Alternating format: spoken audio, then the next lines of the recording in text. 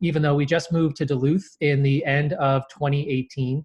And what we do is really simple. We are we're a 501c3 nonprofit organization whose mission is to find the best news storytellers around the world, especially people who are from underprivileged areas, low-income areas, communities where maybe they feel like their voices and stories typically aren't going to be cared about or heard in the TV and film industry. What we do is very similar to something like what the Sundance Film Festival or the Tribeca Film Festival do, except they do it for film, and we do it for TV and narrative stories and short form videos such as commercials.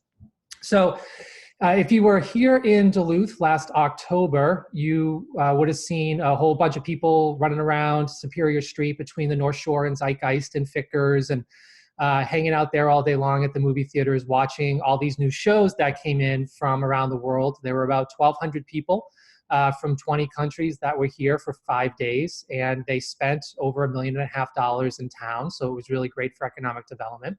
But just to introduce you to who we are and what we do, in case you weren't able to be there with us, this is a quick little 2-minute video that will catch you up on the recap of what happened last year.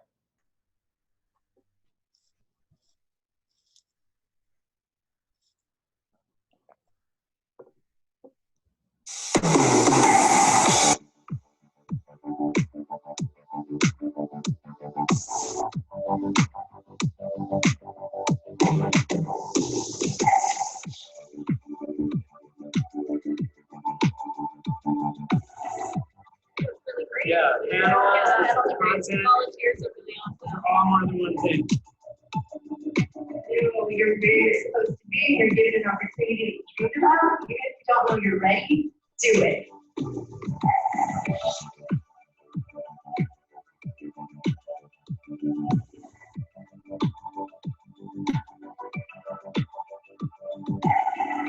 My name is Ravi Srinivasan. I'm a programmer at the Toronto International Film Festival and the Hot Docs International Documentary Festival. I'm here at Catalyst. Just finished a panel on festival strategy. It's been a really amazing time.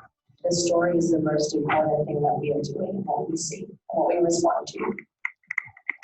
There's a really cool vibe that's happening here. I think that this is a really great festival on the rise, and that there's a lot of keen creators here that want to get their projects off the ground, and I was happy to help lend my advice.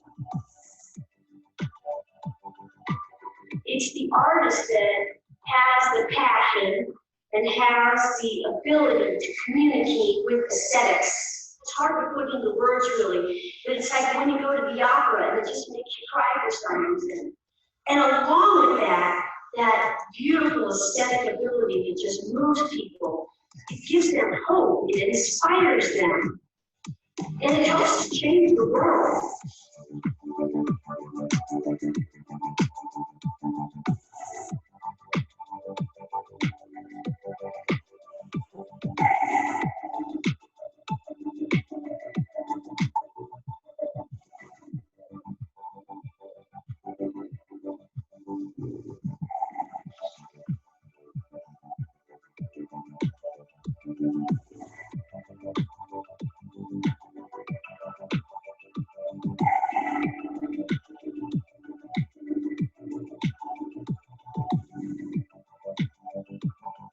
It's going to be an incredible way that television is working in the industry. So thank you for being here, and we will see you next year.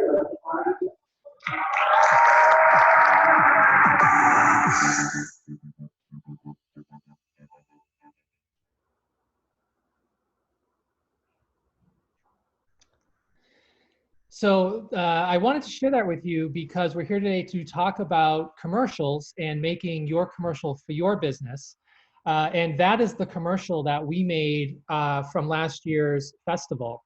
Now, our organization actually has two sides to it. You'll see here, we're both a Story Institute and a content festival. The Story Institute operates year-round, and it's a school here in town that focuses on youth and creating jobs for people in our industry here. That commercial you just saw was a 2.5-minute video that we produced for footage live from the festival last year. And just to give you a sense of timeline and what went into the creative idea and concept behind that commercial, it took us nearly 5 months since the festival to be able to figure out how to edit together the footage, what the story was that we wanted to tell. And that's really the most important part of what I want to talk about over the next hour as you think about making your commercial for your business, which is the story and the art of storytelling that goes into making a commercial. Oftentimes, businesses can think of commercials as just very simple things. You pick up a camera, you film yourself standing in front of your business, and you put it on air.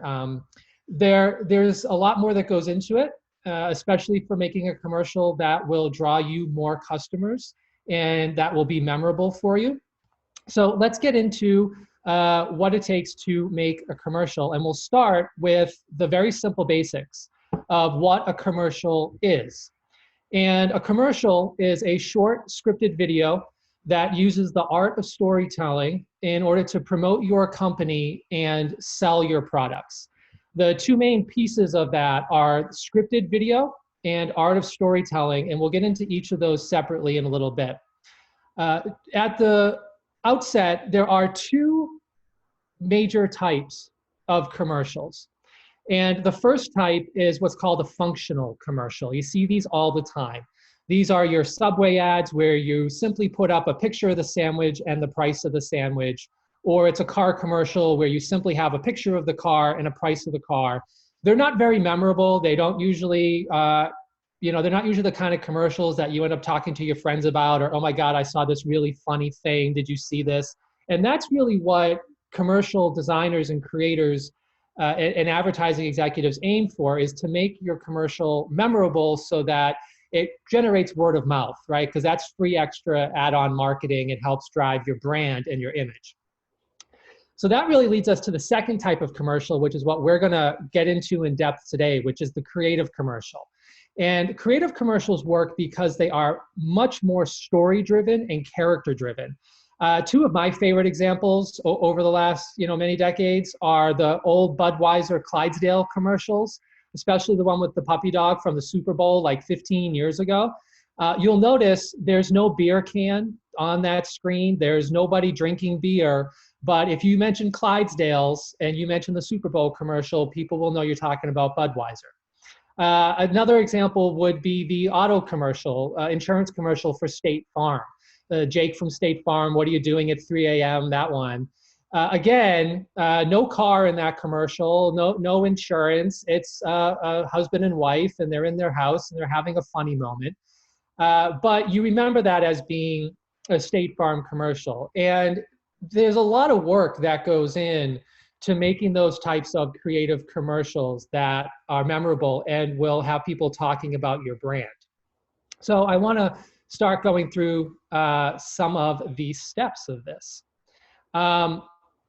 When you talk about what is a scripted video, scripted means that you're making a fictional story. You're sitting down at a computer or with a pen and paper, and it's blank, and you are, in your imagination, making up something. It can be a scenario, it can be a character, it can be some type of a storyline. Maybe it's something similar to the Progressive commercials with Flo, where they seem to have this ongoing storyline, and she's always showing up in new situations. It could be something like, if you remember Dos Equis, and the most interesting man in the world. He was very famous for all of his witty one-liners. And in fact, one of the folks who you saw in the video that was here at Catalyst was actually the writer who made the words for the Dos Equis commercials back in the day. And that type of fictional story is sometimes an art form that, to a business owner, and I'm a small business owner by trade before I got involved with Catalyst, seems very foreign to us. We're not writers. I'm not a writer. Maybe you are, but that creative aspect can seem a bit frustrating.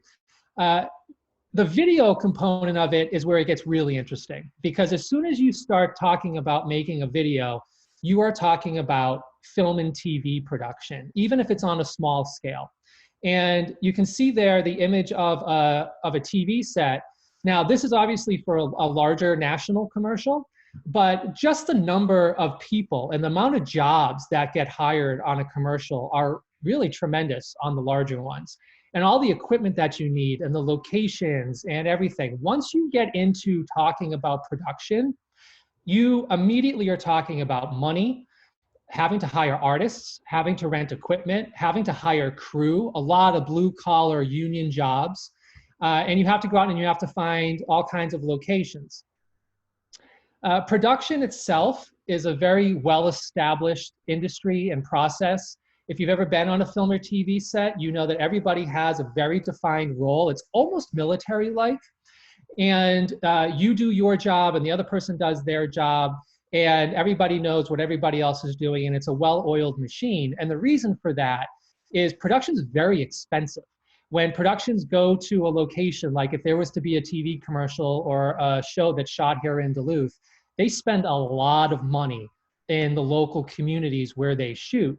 And so time is money, right? And the quicker that they can get through the production, the less money that they're spending on extras and overhead and things. It's also interesting to think about production where it's one of the only industries where very blue collar union labor jobs mix and are working hand in hand, side by side every day with artists. I don't know why, but for some reason in our society, we seem to separate the two out and think that artists are one side of the world and you know, nitty gritty labor jobs are a totally different side of the world. But in production, they work together and it's the same thing. In the time of COVID that we're in right now, it actually occurs to me that maybe a local idea for the stimulus here to get our economy kind of built up again over the summer and fall would be to try to attract some of those commercials and whatnot, but that's another conversation for another time. So I want to start with showing you the big picture. On a big national commercial, and don't worry, we're not going to suggest you have to hire all these people on your commercial, but on a big national commercial, these are all the jobs, the types of jobs that happen on a set. And if you start up on the top left-hand side of the screen, you have locations. Locations are one of the first things that you have to think about before you start a production. You have to know where you're going to shoot. And oftentimes when a production goes into a community, they will pay the business owners or whoever owns the building to rent out their space entirely for days, weeks, or months on end. If you aren't shooting a commercial, but you're shooting a major television series instead, you can sometimes rent out locations for years, like they did in Northern Ireland with Game of Thrones or in New Mexico with Breaking Bad. The next category is set decoration. You need a lot of people who know how to decorate a set and make the scene behind you that you want to shoot. And then you have all your props. You have hair and makeup. Lots of hair and makeup and special effects people on national commercials to make everybody look like they want them to look. You have all the costume designers and wardrobe and seamstress and everything that goes into creating the clothing. You have the art department that actually lays out all the look of the entire set. You have the camera operators and their team, folks who deal with the lenses and the electrical. You have the grips, and in the production world, grip basically means electrical. So that's where a lot of the electrical unions they'll work there along with the lighting folks. You have sound, you have special effects. One of the bigger departments that people don't think about a lot when it comes to production is construction. A lot of construction workers need to be hired on major productions to build a lot of fake sets and like walls and fake houses and different imagery that you're shooting against. You have greenery, you have a lot of plants and everything that you would need. You have transportation, you rent a lot of buses to move people around. You have craft services for the food, you have catering. A lot of money gets spent on food for the crew and the cast throughout the entire production. And a lot of painters, plumbers, electricians, those types of jobs. So maybe your business is actually a small business that should be hired on a production if there ever were to be some that came through town here. So if your business isn't on this list, you can reach out to us. There's a website called UMFO, the Upper Minnesota Film Office, run by Ricky McManus, and she's created a great directory that you can sign up your business for to be hired on a production if one ever comes through town. So I want to just digress for 1 second and talk about how big of an industry storytelling and production can be. If you take the amount of employees at UMD, Minnesota Power, and Cirrus, and you combine them, you get around 4,000 people. That's about how many people they hired on Game of Thrones, which is a major TV production. Now, when you're talking about TV commercials as opposed to series, you're not going to have 4,000 people on a commercial, but there are some that hire hundreds and hundreds just to pull off those major network commercials that you see, and it can take them years to develop. Just some fun facts before we get back to commercials. When they were making Game of Thrones, you know, they hired like 13,000 extras, and they used thousands of pounds of rubber and propane and fabric and wood and all that. 68,000 hotel rooms. I mean, think about that in town here. That would be amazing.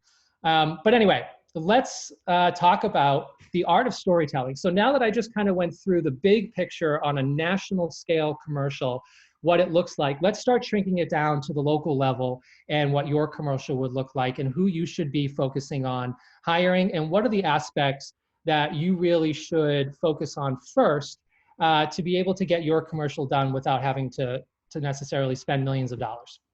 So at the heart of every commercial is a good story. And it's important for you to know why you want to tell the story that you're trying to tell through your commercial. When we made our commercial that I showed you at the beginning of this seminar, we decided that we wanted to focus on two very important aspects. One was we wanted the world to see how beautiful Duluth is. And two, we wanted to make sure that the world saw thousands of young artists and creative people walking around the streets of Duluth so that they would want to come here and do the same thing and be part of this artistic movement that's happening here in Duluth.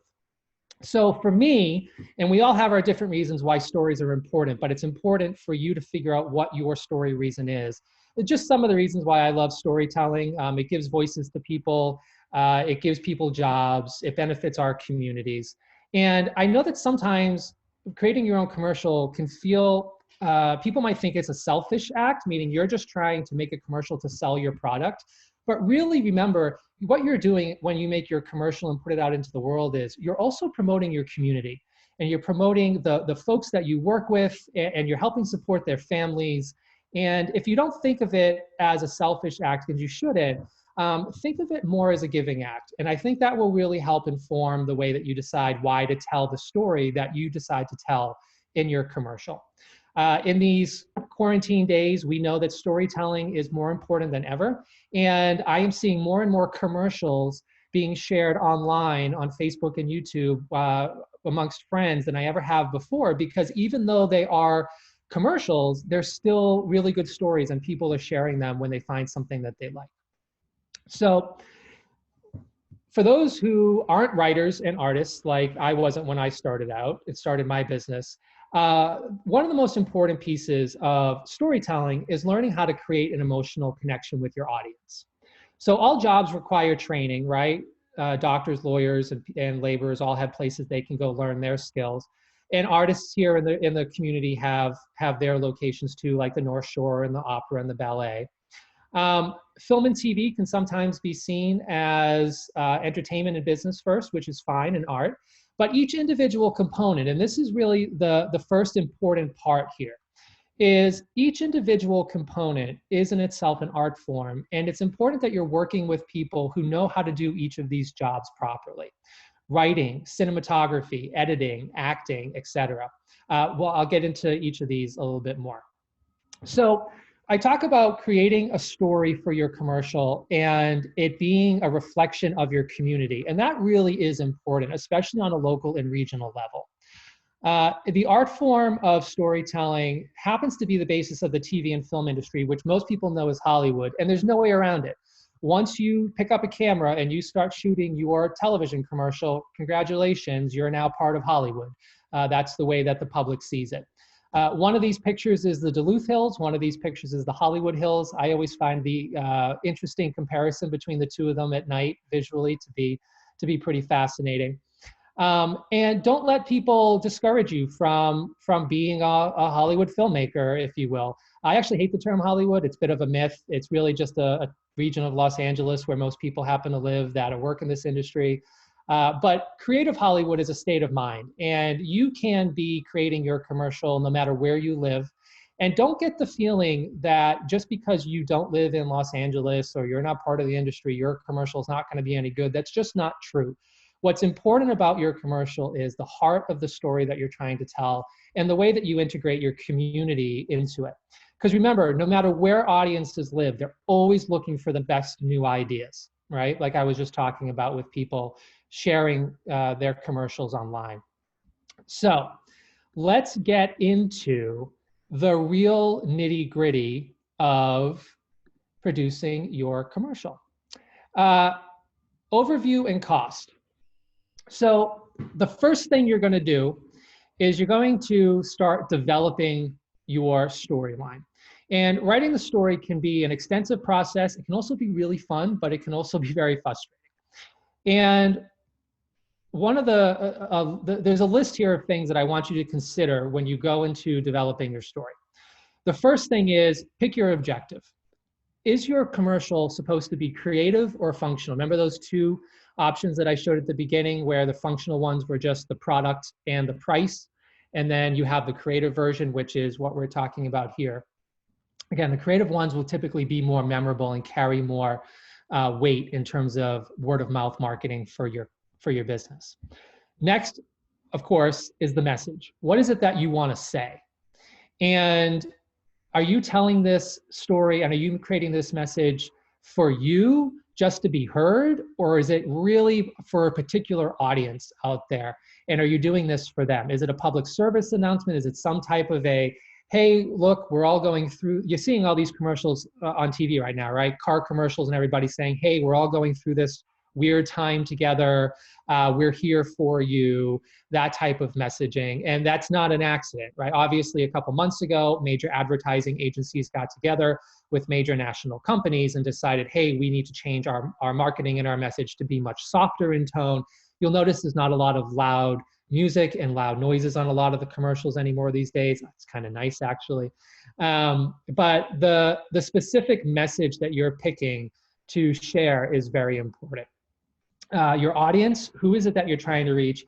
And the more narrow of an audience you pick, the more successful your commercial is going to be. If you pick a very broad audience, like I want to reach all adults from 18 to 45, that doesn't really mean anything. And that's not going to help you direct your creative process for writing and making your commercial. Know what your product is, know who your primary audience is. Look at your metrics, look at your sales metrics and your website traffic metrics to see who are your demographics that are visiting your website. Is it predominantly male or female? What's the age range? Where do they live? What are their income ranges? And if you don't have that type of data, I'm sure that the Chamber has programs where they can help you learn how to actually mine that kind of data from your website traffic and your customers as they come into your business.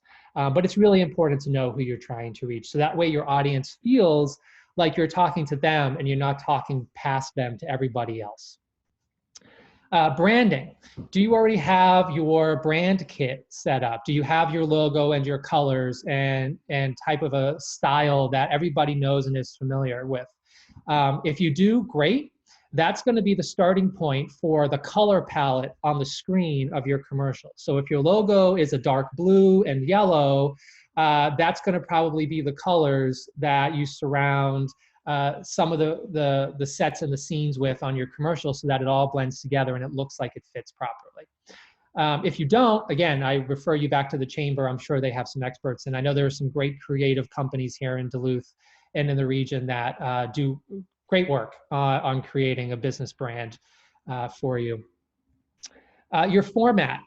This is one of the things that kind of sneaks up on new producers and television commercial creators, which is you're so buried at the beginning of the process thinking about the storyline and thinking about hiring everybody and thinking about the locations and everything that you forget to think about where you're going to distribute it. And how long exactly is the time of this commercial? Is it 27 seconds? Is it 30 seconds? Is it something that's going to be distributed on KBJR? Is it going on WDSE?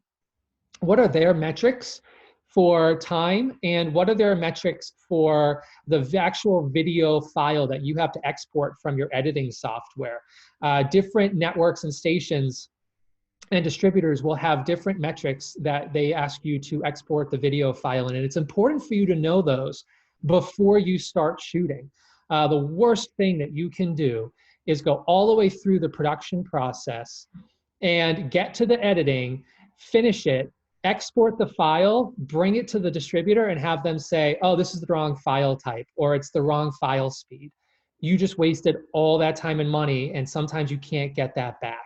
So it's important that you start almost from the end when you're thinking about format, and go directly to the people you're going to be distributing your commercial through and ask them for the specs. Ask them for the technical specs. Now, if you're just going to be putting it up online through YouTube or on your own website, recommend that you shoot what's called 1080, which is kind of the new minimum standard of quality out there. You see it all the time, 1080 by 720. That's what most YouTube videos now do for minimum. If you want to jump up to HD, that's 1920 by 1080. And what that is, those numbers are just the pixels on the screen, right? How wide the screen is and how tall the screen is.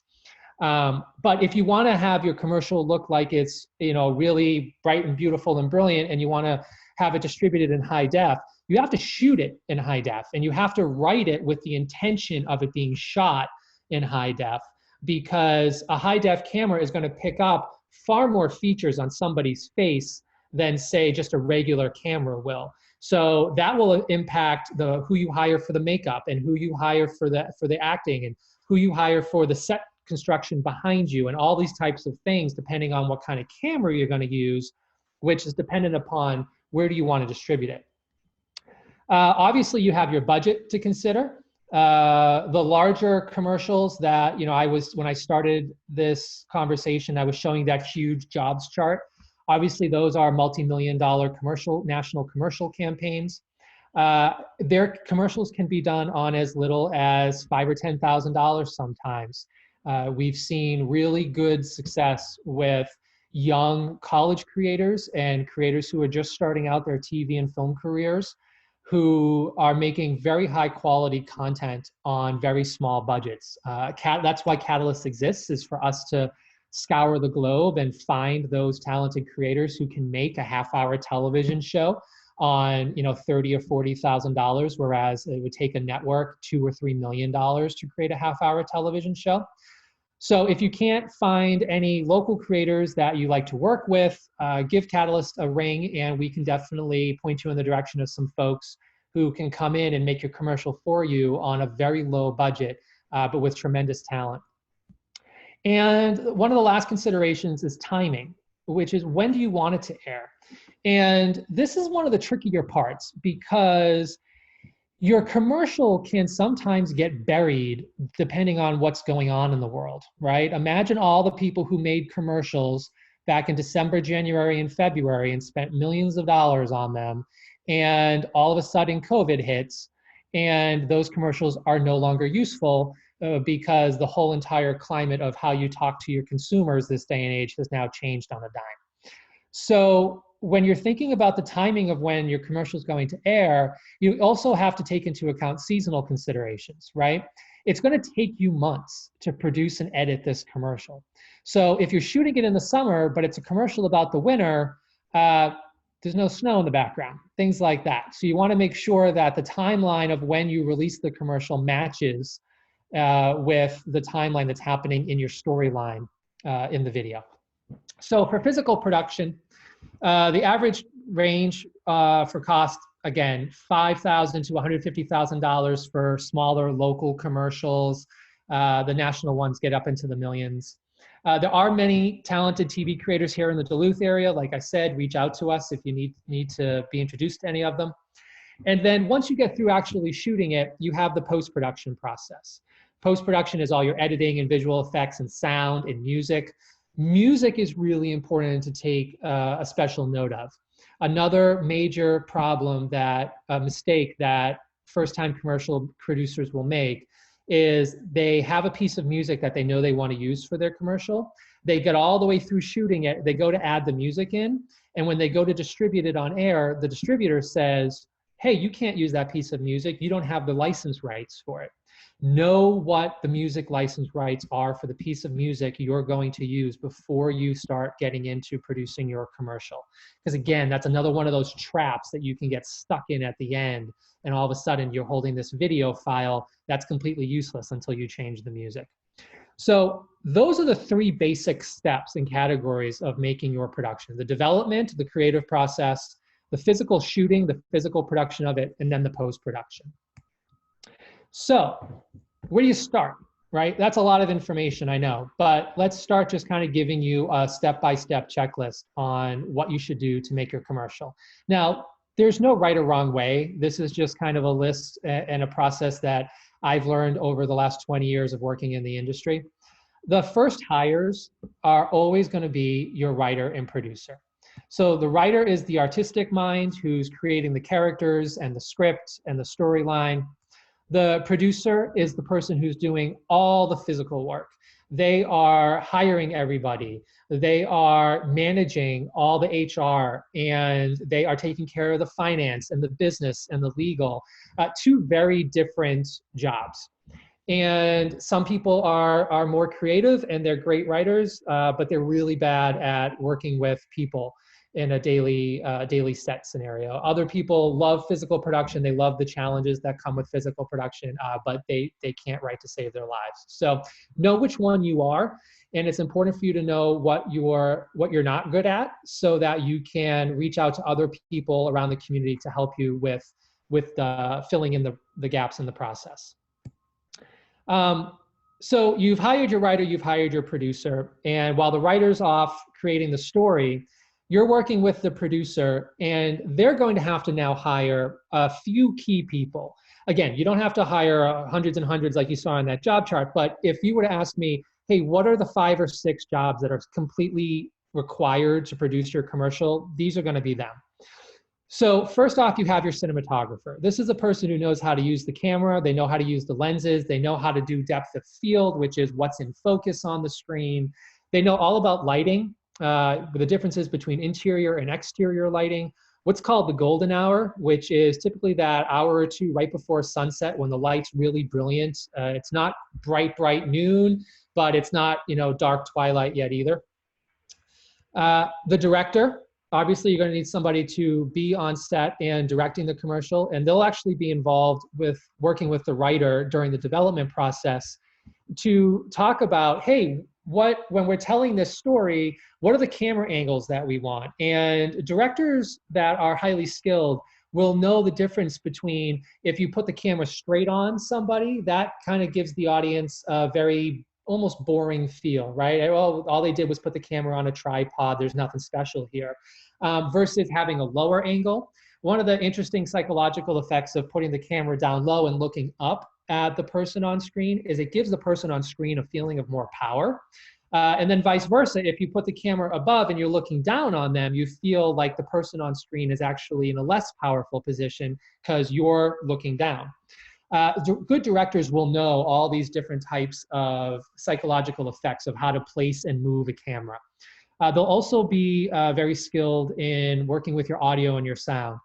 The worst thing, and we all know this, right, is when you're watching TV or you're online and all of a sudden a commercial comes on and the audio is horrible. Either it's way too loud and your TV jumps and you go to grab the remote to put it on mute, or the audio is so low that you can't hear it.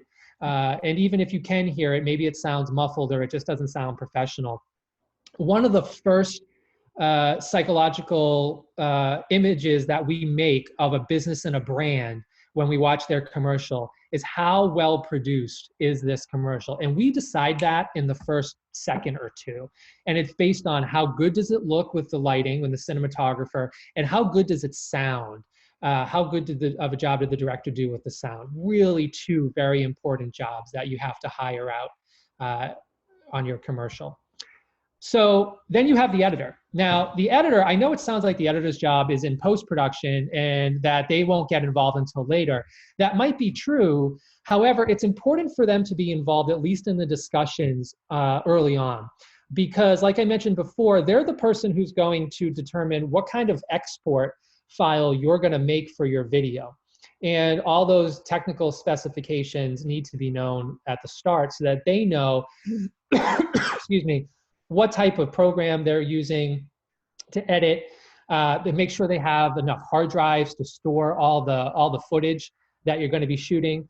Raw digital footage that you shoot hour after hour on a commercial set, it's a lot of terabytes of information. And you want to make sure that when you get done shooting at the end of the day, your editor has enough hard drive space to be able to download all of that footage. Otherwise, you aren't going to be able to shoot the next day because your card in your camera is full with today's footage and there's nowhere for you to put it. So it is important to have an editor at least be involved in the early conversations and work on the process with you of how to move your footage around and manage all your files day by day. And then once you get through the writer, the producer, the cinematographer, the director, and the editor, you get into kind of the fun stuff, which is casting the actors and finding all of the locations and everything. One of the reasons that we decided to move Catalyst to Duluth was just because the variety of different locations that are here from a production standpoint are like nowhere else in the country. Obviously, you have the lake that can look like an ocean. You have Central High School, which looks like this magnificent castle from hundreds of years ago. You have neighborhoods of different styles and varieties all around the region.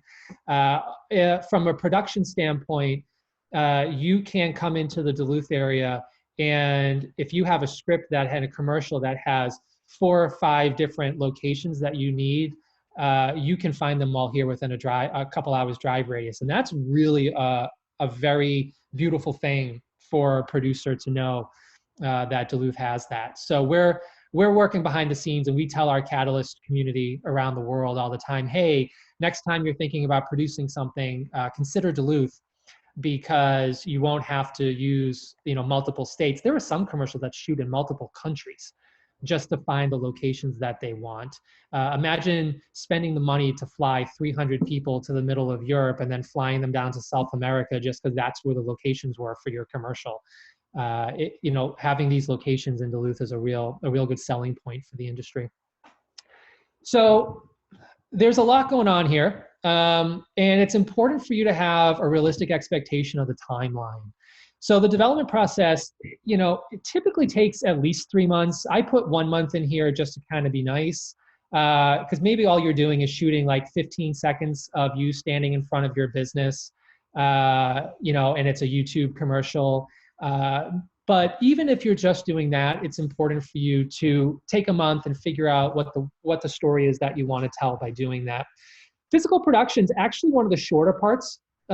Commercials can sometimes shoot in as quickly as days. Sometimes they take as long as a month, but very rarely does a commercial take more than a month to shoot from beginning to end. And when you have something that does take a month to shoot, that's typically a series of commercials where they're shooting, 5, 10 of them in a row, and they all kind of have the same theme or plot line as they go through, and then they edit them up later into separate commercials.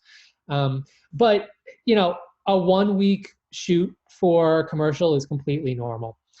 Post-production is the editing, and that typically takes another month or two. So 3 to 6 months between the time that you first have the idea in your head, hey, I need to shoot a commercial for my business, to the time that you sit down in your living room and you turn on your TV and you see it on air. That's pretty standard. It's important to be patient, and it's important to let yourself go through the process. The creative process is always frustrating. You have good ideas, you have bad ideas. We'll talk about how to filter through those types of things in a bit. But don't get frustrated with it to the point that you're like, oh, it has to be done soon. Remember that making your commercial is a forward-looking business process. It's not something where if you're suddenly in a revenue hole or you've had a dip in sales and you think you need to make a commercial in order to try to really quickly get your brand out there and get your business going so that you get more customers in the door to cover the bills from last quarter. Commercials aren't very good for that, just because of the time process that they take to develop. So if that's what you're thinking of in terms of a commercial and the purpose of why you're making it, I would recommend looking more towards social and digital media ads, more text-based things. But video production, there's just no quick way to do it that will make you happy. So keep that in mind before you start. Now, I'm obviously talking about professional productions. And of course, the question that goes through everybody's mind is, yeah, that all sounds great, but it all sounds like a lot. And do I really need to go through that for mine? The answer is yes, because storytelling is the heart of your commercial. There's no way around it. The production of it is really just the packaging. And we all hate nothing more in life than any product who has really good packaging, but the product inside and the story inside of it is no good. So you do have to go through the process. Whether you're just doing something on Instagram, YouTube, TikTok, any of these short form commercials. Just to give you an example, a friend of mine, she has an Instagram brand and she's got hundreds of thousands of followers around the world and all these things. She's been building up her Instagram page for years. She has 6 full-time employees just to take the photos, write the stories, edit them, and post them on Instagram. Just for Instagram. 6 full-time employees. She spends $150,000 a year on hiring people just to create her Instagram brand. So just because something's a social media thing and it looks quick and you scroll by it in 6 seconds on your phone, don't think that it doesn't take a big business behind it in order to produce really interesting and good-looking content online. The art form itself of taking a script, a written script off the page that you've created and putting it on video and putting that out into the world. It's one of the most unique types of art forms that's out there because you can't do it alone. You have to involve other people. And that's different than most other art forms. Painters don't need people to edit their painting. That doesn't make any sense, or sculptors, etc. So keep that in mind as you're going through the process. You're going to be working with other people, and it's going to create interesting dynamics as you go through the process. So let's talk about creating the actual storyline. The part I just finished talking about is more the physical production and the overview of the process. Let's actually get into the creative element of writing your story.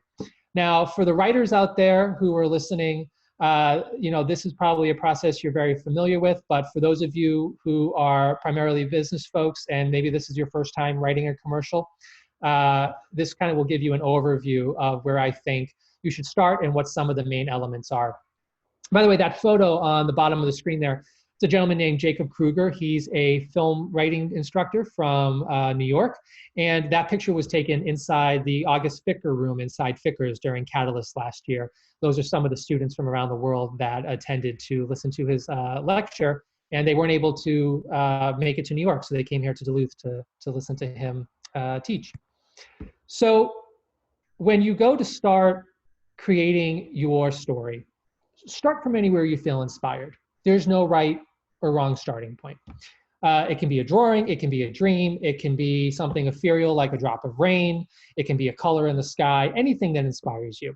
Write that down. Keep a notebook of it, digital or whether you're using pen and paper.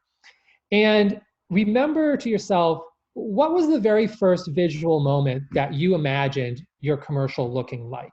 At some point, your mind's eye created this image of you in front of your business, or a car chase happening, or somebody walking into a restaurant, or who knows what it is. But your imagination kind of got on overdrive and made this initial image of your commercial.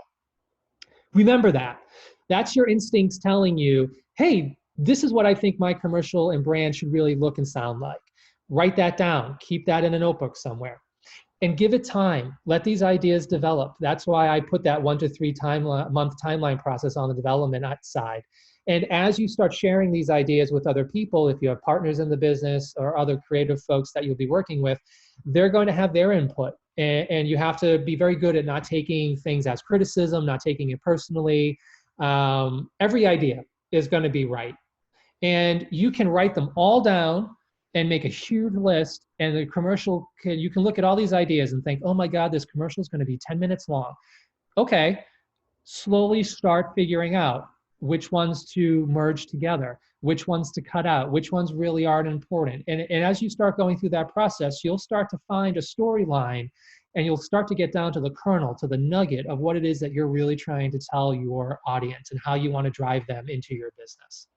That's a very normal writing process. And it's the reason that writing TV and film scripts can sometimes take years to develop, because as you go through, remember, you're only creating a commercial. Maybe it's only 30 seconds, or maybe it's a couple minutes. When you're writing a 90-minute film or a 100-episode television series, that's why it takes so long for the writers to do those jobs. And keep in mind that things are going to change through the production process. The original idea that you have, it might not end up being the one that gets shown on screen. Things can morph and things can develop, and that's important. So I just want to reiterate from a creative side, your most critical and important challenge is know your audience. And as you go through that list of creative ideas that you have, you're going to start seeing which audiences are going to be interested in different ideas. And if you find yourself with a commercial that has 6 different ideas for it, and each of those ideas is going to reach and you think appeal to a different audience, you have a problem. You really need to focus it down to one audience at a time. And that's often why you'll see different brands will make multiple commercials over the course of a television season or over the course of a year, because they have different audiences that they're trying to target. Again, are you telling the story for you or for them? I'm of the philosophy and mindset that the more your audience feels like you're telling your commercial story for their benefit, the better, the better that they're going to like it, and that the better that they're going to like your brand. Relatability is the key. It's important to be more specific than general. And don't forget, people want to hear your original voice and your original idea. Now, that is often the most scary part of the entire process, because you have this huge fear in your head that if you tell your original idea and your original story and you put it up there on air, everybody's going to hate it and they're going to ridicule you. And in this age of social media, it takes 5 minutes for everybody to just throw comments up on a Facebook page or whatever it is. That can be the part where a lot of times really good creative ideas, especially on a local level, where we're in a small community, and you feel like you're not going to be able to walk down the street tomorrow if you create a commercial that everybody laughs at. Don't worry about that. My experience and the experience of others that I've learned from in this industry have definitely taught me, the more original and unique you are, people really are thirsty for that.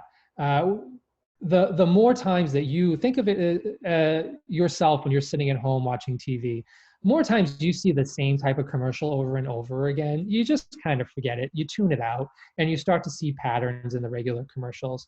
It's the ones that are unique and that stand out and that take chances. Don't be afraid to stand out and take that chance. And remember, there's kind of that old adage anyway, which is, look, if you create something really original and people actually don't like it, and they start telling everybody else about it, remember, they're still talking about your brand. So you could always fall back to the, any publicity is good publicity trope if you want to really feel safe about it too. So once you kind of have your story idea figured out, then you have to actually get into the process of writing the physical script. And the physical script is not where you're creating your story. It's where you're taking the storyline you've already made and you're putting it into a script format so that other people who are going to help you shoot this video can read it and they don't have to go through all of your notes and all your scribbles. So let's talk about ways to organize and write your script. The purpose of your script, like I just said, is to translate your story world into production ability. There are specific rules and formats and structures for writing a production script. Now, this is where I recommend, if you've never done it before, hire a writer. There are plenty of great writing students at UMD and CSS and LSC here in the region. There are plenty of great writing schools online. We have hundreds and thousands of writers through Catalyst that we would happily reach out to for you to help you write your script. You want to make the script simple, and you want to make it clear, and you want to make it so that your vision comes through easily to everybody on the other side. Because once you get to the script phase, it means that you're just about to start production, And when you get into production, that's not where you make up new ideas. If you feel yourself getting on set to go shoot your commercial, and in your brain you're thinking, oh, I don't know what I'm going to say and I don't know what I'm going to do, stop. Do not hit record and do not start production. It means that you have not figured out the story you want to tell yet. You have to take the time to figure out the story and the script first. Otherwise, you're just going to waste everybody's time, and your time is money. The script process is going to be the first place where you get an original taste of having other people involved in it, right? Because as soon as you go and give that script to somebody, they're going to give you thoughts. And never in the history of scripts, other than when mothers read them for their children and they just want to give them good reinforcement, do I know of a time when somebody read a script and said, yep, perfect, you nailed it. No changes to be had or made at all. That is going to be part of the process. Having your script change is to be expected, and having people give you new ideas as the script process goes on is to be expected. It's up to you to figure out which ideas you want to incorporate, which people you want to listen to, and which ones you want to cast aside. And that's why it's so important for you to have a really strong sense of the heart of your story throughout the entire process. So now that you've written the script and you and your team have decided this is our script, you have to start doing pre-production. So you go through, and I just want to reiterate, this is where you really have to start taking into account where you're going to distribute it. Like I talked about, getting those specs from the network, make sure you've got the right cameras and everything set up. This is a little short list, kind of a summary of what we've talked about so far. If you were to hire nobody else for your commercial, you want to make sure you focus on these 7 things: your producer, your director, your cinematographer, your editor, your locations, your crew, and your casting. Now, I forgot to add the writer in here, obviously, but we've talked about that extensively already, so that would be 8. This is a chart on a, kind of just to give you the scale again, on a national commercial. These are all the different people that go into just the pre-production and development process on a commercial. These are just the folks sitting in a room. And actually, I'm gonna jump back up a screen here. You look at the bottom right corner, you'll see all these pictures.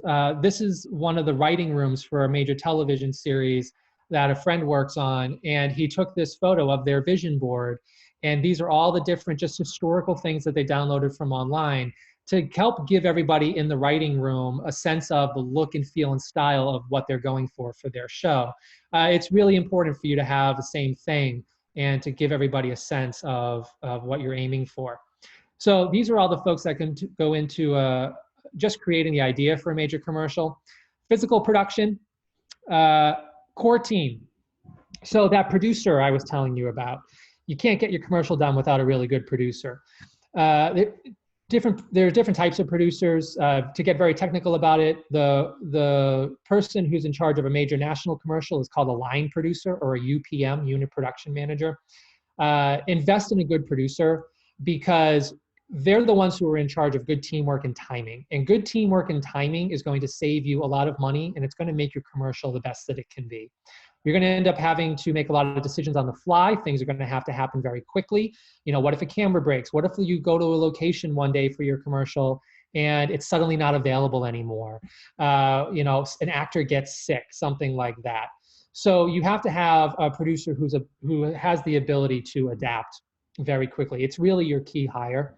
And when you get on set and you start shooting, have to leave all the egos at home.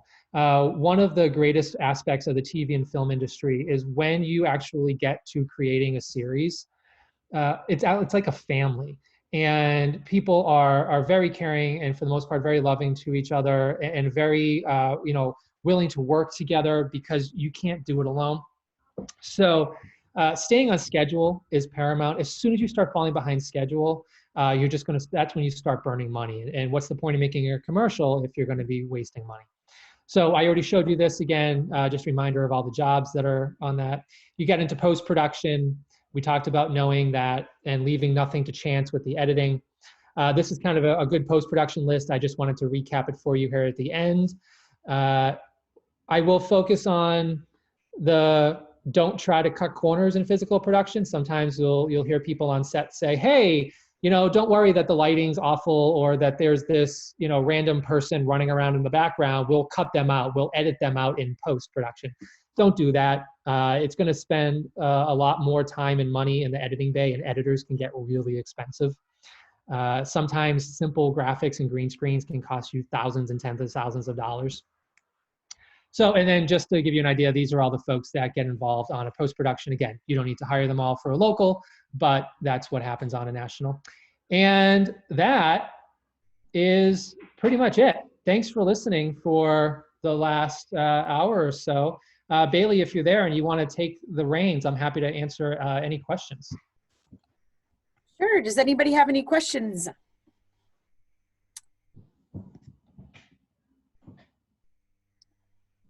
I have a question. This is Hillary. Hi, Hillary. You had mentioned that like the script is more of this kind of like production deliverable in the story making process. And then you kind of referenced some other like frameworks to follow. What are the other deliverables in terms of, as you develop your story, you have mood boards and what else? Yeah, it's a great question. The answer kind of depends on what your creative process is as an individual. I've seen lots of things. I've seen mood boards. I've seen rooms with just a huge white line of whiteboards, and they have, in 10-second increments, they have what happens in every 10 seconds laid out on the whiteboards. I find that the productions who have a really good writer's room where you can take somebody from the outside world, walk them into your writer's room, and within a few seconds, they see all of your mood boards and all your images, and they can start reading through some of the ideas you have in terms of the story layout. If you bring somebody in from the outside and they instantly get it within a few seconds, you're onto something good. If you bring somebody in and they take a look at what you've got up there and they're really confused by it, that means that maybe you need to kind of rethink and go back again. But lots of scribbled notebooks, been on commercial sets with writers and producers who are spending lots of millions of dollars of big brands' money, and they're literally sitting there with their little pocket notebook that they scribbled on from months ago. So it's one of those things where whatever works for you, but I find the visual element works really well when you're trying to convey the idea in your head to other people as opposed to just words on a page. Awesome. Super helpful. Thank you. Yeah, you're welcome. We have another question from Mike Ward. What are some of the metrics you look after launching a commercial? For digital advertising, for instance, we are tracking clicks, page views on our shopping cart page, conversions, etc. Yeah, great question. So this goes back to when I reiterated 1,000 times, know your audience. And by know your audience, that also means know what your business goal is and have a realistic one. It's good that you're able to track your clicks and page views and conversions and all the way through. It sounds like you're using Google Analytics, which if you have it properly set up can be a really powerful tool. That's great. But know the moments where you see people drop off. One of the most important metrics that commercial video producers, not the producers, but the brands will look at when they get the summary from the ad team is, how many seconds into your commercial did all of a sudden you see a huge drop in viewership? What was the thing that turned people off? This is where focus groups become really important. And I would recommend, I didn't put it in here because I didn't want to get too far in the weeds, but once you've shot your commercial, I would recommend focus testing it with some of your target audience. If your target audience is a bunch of high school kids, find some friends who have high school kids and buy them all pizza for a night, assuming we can all, get together again sometime in the future, and have them watch it. And if you start seeing, and when they're watching it, the interesting way to do a focus group, don't watch what's on screen, watch the audience. When you're in the room and you're watching people watch your show, you can tell the moment when they become disinterested in what you're talking about. And there's an interesting phenomenon, psychological phenomenon that's been researched, which is when it comes to a commercial, people know that the point of the commercial is you're trying to sell them something. You are doing this for a profit motive and you are trying to make money from them. They're okay with that as long as you tell an interesting story and you keep them entertained the whole way through. So it's really the entertainment factor that is key. I like to hear that you're looking at all those metrics. Of those, I would say the most difficult and frustrating one, right, Mike, is how do you know if your commercial resulted in a conversion? Wouldn't we all love to be able to know that so that we can see the direct ROI on our commercials? Don't try, it's impossible. The best guess I've seen out there, multi-million-dollar brands will spend millions of dollars trying to hire people to estimate the impact of their commercials based on viewership. It's an impossible science. If you see a 25% bump in your quarterly sales right after you launch a commercial, I guess, that's a pretty valid sign. But for the rest of it, remember, a lot of these commercials are just meant to build your brand image, and trying to connect them directly to your conversion and shopping cart rate is something that's just going to keep you up late at night and trying to keep you frustrated. We have another question from Kelsey. What is the best go around for audio usage if we cannot afford licensure for specific music you want, but also don't necessarily want to use stock or free audio? Yeah, so it does sound like, Kelsey, you've obviously, looked online and there's plenty of free stock sites out there, like you mentioned. This is another one of those hidden reasons why we chose Duluth, to be honest with you, which is local musicians. It's kind of a win-win if you're in a community where you can help feature local musicians, and most local musicians are probably happy to give you 15 to 30 seconds of some music that they've created if you give them branding and advertising and credit in return. Now, I will be honest, the last few years there's definitely been a movement amongst the independent artistic creators in the region that they're getting more and more business savvy. And they kind of laugh at business owners who come to them and say, hey, can I use your music for free? So be prepared to probably pay a couple $100, but at least it avoids the major music licensing fees of tens of thousands of dollars that you get. But one of the reasons we chose Duluth was because of the existing art scene that's already here. And you have no shortage of talented musicians in this region that could help you solve that problem. All right, is there any other questions at all?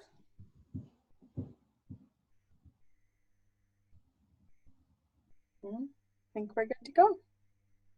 Okay. Yes, well, thank you so much, Phil. That was amazing. We're really Thanks. Yeah, I hope it was useful, and I hope it helped make the process a little less scary, and kind of, refer back to that slide presentation kind of as your checklist to go through. And if you have any questions, you can reach me through the Catalyst email that's on the website, and we'd be happy to do this again or to take a look at your commercials and help you as you go through the process. Actually, I do have one question, sorry. Yeah. So I run and teach a live broadcast program at Proctor High School. Great. And I'm wondering, the big thing that I need and wanted to try to take out of this is resources for my students coming into next fall. Is there someone like yourself or someone else in the area that might be willing to actually come and speak with my students and give them a better picture that you painted today that I would trying to recreate what you talked about? Yeah, thanks for asking. So last year, when we first got to Duluth, we really focused on trying to reach out as much as we could. We know that one of the rare areas that we missed was the high schools. We just didn't have the staff or time to get to. We started making relationships with the universities. I have a priority item this year personally to make it to every high school in town and talk to their students about production and the industry, because I want as many youth here to feel that they know they have a path into this. So I would be honored to come and chat and give a talk to the students, not just about this, but about the larger industry in general. Yeah, please send me an email. My email is the one that looks generic on the website. It's office@catalyststories.com. Okay. And thanks for asking. I'd love to do that as soon as we can. So that'd be awesome. Thank you. Yeah. All right. Well, thank you again so much. Thanks. Yeah, and I'll look forward to the questions online. And thanks again to the Chamber and everybody for pulling these together. I know you guys have been figuring it out and adapting like we all are, so appreciate it. Thank you. Thank you. Have a good day. Have a good day, Bye, everyone. everybody.